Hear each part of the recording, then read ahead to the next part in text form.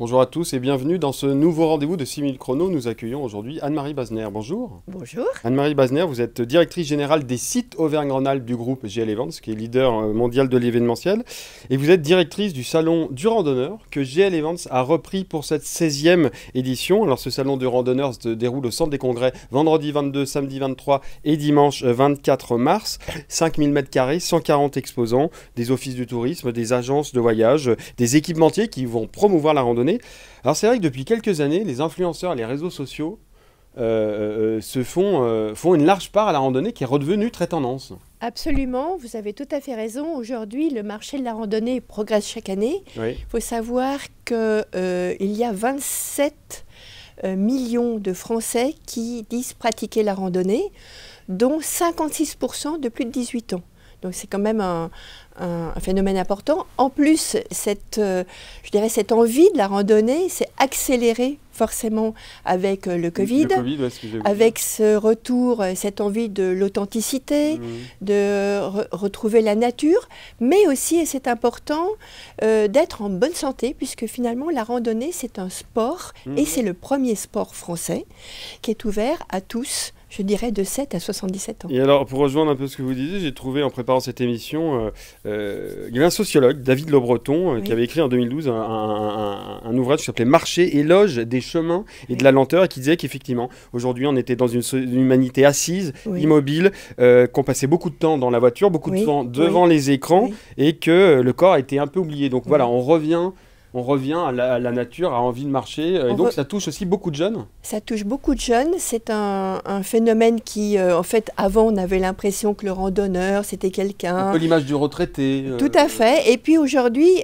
vous avez raison, avec les réseaux sociaux, notamment, nous avons Alexandre Poussin et Laura Soto, qui sont deux jeunes, qui sont adeptes de la randonnée. Et tout ça, ça apporte un nouvel élan et l'envie de finalement de participer aussi à ce sport qui est le premier sport français. Oui, parce que vous citiez effectivement Alexandre Poussin notamment, et qui va venir organiser une conférence pour le salon du randonneur. Alexandre Poussin, il me semble, qui avait travaillé aussi avec Sylvain Tesson. Absolument, ils ont fait 2 livres ensemble. 2 livres ensemble, donc effectivement la nature ils connaissent bien et la randonnée ils connaissent bien. Alors voilà. ce salon du randonneur, 22, 23, 24 mars, donc il y aura, on l'a vu, des conférences, mais finalement qu'est-ce qui va être présenté ? Alors, chaque conférence a je dirais, à sa spécificité, des conférences un peu sur le climat, des conférences... Alors, par exemple, Laura Soto, une Lyonnaise, donc on est toujours fiers d'avoir des Lyonnais, elle va présenter, elle va expliquer comment elle a fait cette grande randonnée des Alpes et en solo, toute seule, et comment finalement elle s'est sentie aussi en sécurité. Et ça, c'est aussi intéressant, parce que la randonnée, c'est aussi, ça peut faire référence à l'authenticité, à la nature, à la réflexion, à la santé, mais aussi, c'est important de faire de la randonnée dans des normes de sécurité. Voilà. Donc ça, c'est les conférences. Et à côté, en termes d'animation, qu'est-ce qu'on va pouvoir y trouver, en fait, finalement ? Alors, il y a des tas de choses. Alors, il y a une randonnée qui est très, très sympa, qui va partir qui est organisée par la Fédération française de la... Voilà, Fédération française de la randonnée Auvergne-Rhône-Alpes, avec lequel nous entretenons je dis, parce que les fondateurs et nous-mêmes, puisque nous avons repris ces salons-là aux fondateurs Lionel et Catherine Ponce, que je salue. Et nous restons dans cet esprit-là. Et il y a eu une vraie histoire, je dirais, de travailler ensemble avec la Fédération française de la randonnée, que l'on entretient. Et la randonnée va partir de Bellecour à 9 h pour arriver au salon. Et va faire découvrir plein de chemins à Lyon même, dans Lyon. Oui, parce qu'on peut faire de la randonnée absolument, à Lyon, puisqu'ils sortent un guide spécial de la randonnée urbaine à Lyon. Et alors, il y a aussi, quel va être quand même le grand thème ? Parce qu'effectivement, est-ce que le grand thème, c'est pas un peu le voyage responsable aussi cette année ? Alors, c'est des thèmes qui sortent. Hein. Évidemment, comme on s'oriente plus vers les voyages plus nature, il y a une agence de voyage spéciale, voyage responsable, qui sera présente. Il y a aussi, je dirais, dans les tendances, la randonnée en vélo.